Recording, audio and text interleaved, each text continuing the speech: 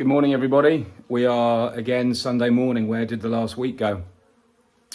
So I thought it'd be a good idea to just run through what I've had to do in the last week.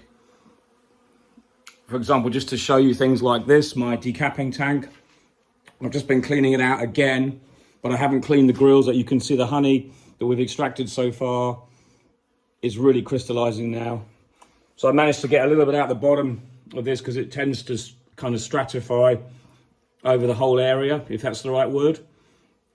But you get a nice big thick chunky film, which I managed to get off, so I'll get that into some pots when I've taken the bees out, but we can still use that. Delicious. The rest there, for example, that'll be melted down later in the season. And I'm just going to clear the whole place from top to bottom before I start extracting this lot. So this is what we pulled yesterday. There's some really good frames. A lot of them are on the new frames I bought. The 50 boxes I bought, they're virtually all built. There's the older ones. It's really interesting to note also that the older boxes that I have much more honey in than the new ones. And it's not just because the frame size, it's basically because the amount of honey the bees had to use to build the new wax. I'll show you one of these frames.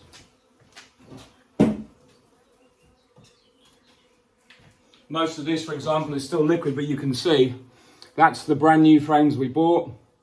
Beautiful frames of honey, but the wax they've had to use to build that up means I've probably lost, I reckon, half to a third of his super honey, because it's a terrific amount of honey bees use to actually produce wax. And I can't remember the exact figures, but it's a lot. I'm sure someone will remind me of it in a minute. But it was just to point that out, that it's not a bad thing, because now I can change these boxes from the 10 configuration they are to, so these are the 10s, the brand new boxes, to the 8s.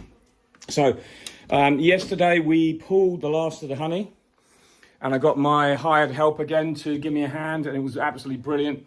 So we started off, did the furthest apiary. There was only about 8 supers on that, but that was good because they were all non-crystallized. And then we did the one at my local village, which was really good as well, surprisingly good. I'll run a video now. You can kind of see how it works and how we actually blow the bees off each frame, each super.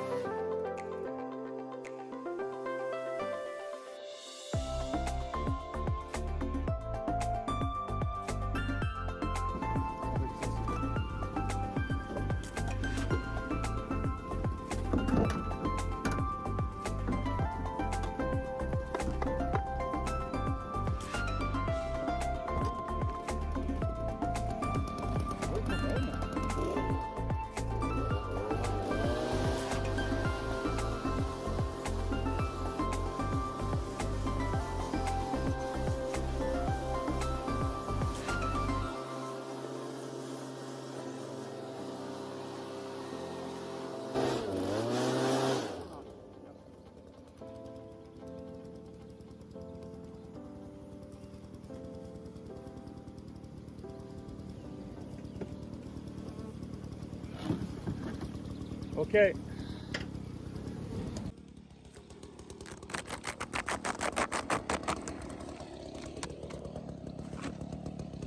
Je pense à semer, mais le miel est liquide.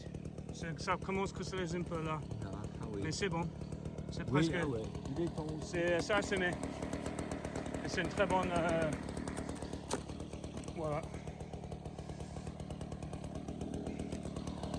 Oui, ça a semé. Ouais.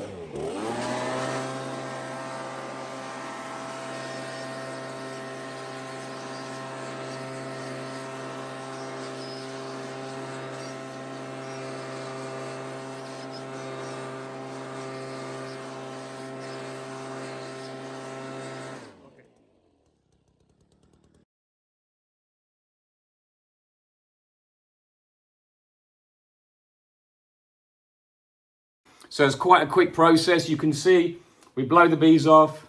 We work from the farthest end, working back. One of us loads, one of us blows the bees. And luckily I didn't do much of the lifting because I've got all the extraction to do. But the extraction process is massive. It's one thing, as I said before, getting your honey off. It's another thing getting it all extracted. If I could extract this now, I'd probably get, I reckon, about 95% of it off.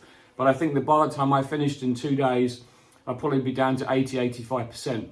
But in terms of honey in the barrel, that still means I'm going to get an extra 2 barrels, because for the first pull, I had 3-4 barrels in that one. This is nearly a full barrel. But you can see the first one I pulled, the first one I did, the honey is virtually completely crystallized. Look, it's very, very thick now.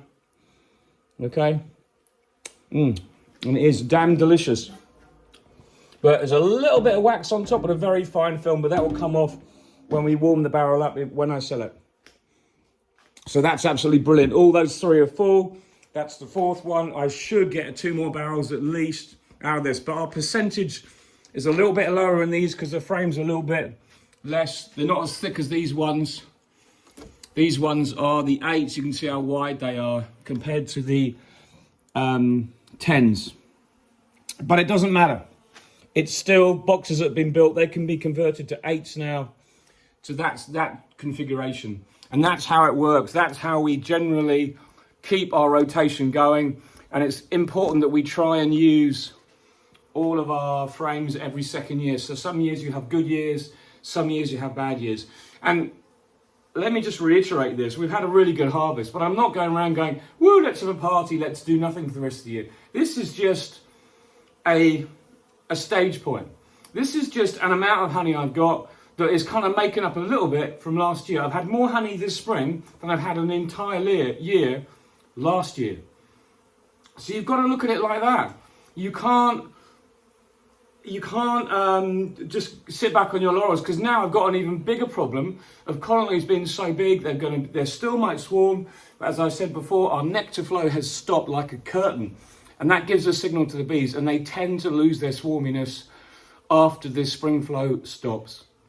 So we'll go back in as soon as we can and start doing checks again, pick up where we left off. That's all you can do, but you just keep slogging through and you will get colonies ready for the summer flow. We do have a few bees that came through when we brought the supers back. That is part of it, but I've been out with the vacuum cleaner sucking them up, and I've got this old Dyson that isn't very powerful, and it actually seems to means I can release the bees down by my apiary, so a lot of them join other colonies, so that's really good. So overall, it's going fantastically. I know tonight I'm going to be exhausted. What happens is, in the day, the weather warms up in here. I've got a heater on, as you probably saw before, but that runs all the time. And in the day, I turn it off because the temperature in here gets to like 28 degrees, which is brilliant because it really helps get the honey flowing. But it's important when you're extracting, and if you've got a lot of boxes to do, and it's going to take a few days, to try and keep a certain minimum temperature, because that stops the massive rise and fall in your honey extracting area. And it doesn't help if you have big falls and rises in temperature, because that assists your honey crystallizing more rapidly. So if it's constant, then you've got more chance of getting more off. This is just a battle. And as I said before, what I would be doing now, when, I'm not saying if, when I get my extraction room built, Next to it will be my warming room, and the majority of this will be in there most of the time until I'm ready to extract it. Just to hold it so I can go, right, I've got to go somewhere else today, and I'm going to just leave it warm. I can go and check hives. I can do a loop of hive checks and leave the honey to extract of an evening and not worry about it. And when I extract it, I can decap it much quicker because I'll have a machine to do that. And then I can whiz it through my new extractors that are going to be a lot quicker and more efficient. It's just, as I say all the time, it is what it is. You've got to just work to a best scenario where you buy the machine that offsets your time. And in the spring and all of the beekeeping season, all the 6 months of it basically, your time is of the essence. You have no other choice but to focus your efforts on reducing the time it takes to do something, no matter how it is. It's like, for instance, yesterday I had supers when we pulled. Two things I did. I had supers that were extracted here that were wet. So I took 30 out with me. I think actually I took as many as I had. And as we pulled honey off, we put another super on. And I know that's standard practice. If you look at Ian Stepler, for example, when he puts his bee escapes on, he puts 2 supers underneath straight away. So the bees just go straight into a new space. They're never compressed. I've always had this problem because I didn't have enough supers. But I put 50 into the loop this time. And next year, whenever I go and pull honey supers, I'll have enough now to take supers back with me and put another super on. Because the second thing is about this, you don't have to go straight back to give those bees immediate space. Like you're going, oh God, I've pulled this honey, I've got 6 apiaries I've pulled today. I've got to go back and get that space back on the bees immediately. If you have spare supers, get even if it's 1 or 2 back on that are empty, it's the same space as having 4 supers that are full. Because I went out last week and did actually give a lot of the apiaries, or it was 3 apiaries I went to last week when I had wet supers. I put them back on top of the honey before it was harvested. And when I came to harvest the honey, we knew the top box, because I wasn't going to take the supers all off just to do that. It was a quick last minute thing I decided to do. But it meant that the supers were already in place. When I went there, I just took off the top super, put that to one side. We blew the bees off the next 1 or 2 supers. And in most cases, it was 2 supers. In some, we've got 3. At the home apiary here, we pulled 32 supers off about 20 boxes at the most. And they were all full. Every single one is full. Everything that gave honey filled up the boxes. But the thing was, we had the supers there to put back on, so the bees see no space lost, see no compression, if you kind of follow what I'm getting at. The brilliant thing is, as I just said before, it's another little thing I'm learning that I can do that really makes a massive difference to your management at that time. And that time management is so critical, because when you stop and look at what you're doing, you're like, my God, where am I going to go from here? What do? I've just got a batch of queen cells hatching in the incubator. I had some queens arrive the other day. I got them sent from Italy. They're brilliant queens. I wasn't expecting to receive them, and they said to me, we've got some now, because they told me they didn't have any for the spring, because I didn't give them notice quick enough. In January they were full, but they had some spare, and I said like 3 weeks ago, just send them anyway, there's no problem. I know them really well and they know they'll get paid. They turned up. I'm like, what am I going to do with these? Well, I'm glad I've got them, but I've banked them. So I've tried banking mated queens in top of my cell builder that's empty at the moment, and see how they got on, because there's tons of nurse bees, just to hold me over for a few days before I start making some nukes, or requeening swarms that didn't requeen, that kind of thing. But when you get to this point and you are in the professional line now, or you've got a lot of colonies, you begin to really understand how simple management techniques really do help enormously. And I have to say, where I was before with my ex-colleague, I learned such a lot, because now I can see the reasons why we did things a certain way. But it's all experience. Everything we do is a learning curve. Everything we learn from each other is a learning curve. And there's no doubt at all, that every area is so absolutely unique. See, it's only you that knows your nectar flow in your area. It's only you know when to make splits, because that's basically the right time. There's so many things. There's so many great beekeepers out there showing great information. Look at as much of it as you can and take it all in, assimilate it, and then use that bit of knowledge to help yourself. because that's what makes the difference when you get further down the line. But anyway, so that's really where we are at the moment. In the next week, I think all I'm going to be doing is finishing this extracting, starting checks, but I know in the fact that it's kind of a bit of reassurance that everything is calming down. I'll be glad we've got a day of 24 degrees next Wednesday. I think that's what the forecast has said, but I think they've actually downgraded it a bit. I don't want it roasting hot right now. I want the bees to go in. I want them to just be subdued a bit and let them get on with bees and let them settle down after the spring swarming fever is gone. But I know I can't make that happen. I just know it will happen, but I just hope it happens as soon as possible, because it's going to help me while I get this lot off. We are really doing the best we can under what we've got. We'll lose some honey, and every frame that's crystallized will get distributed evenly over all the other colonies in all the other boxes. Because all the 50 supers I bought last spring, and you saw me putting together and painting the boxes between the showers, because those have been built now, I can take some of those crystallized frames, if they are crystallized, and put them amongst the 8s, because the 8s now are the right, because they'll be the right size to build in the 8s.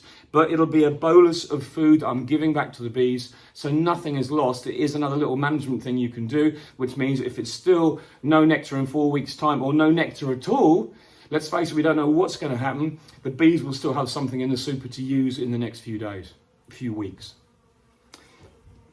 So, have a good start to the week, and we'll be in touch. Take care. Bye for now.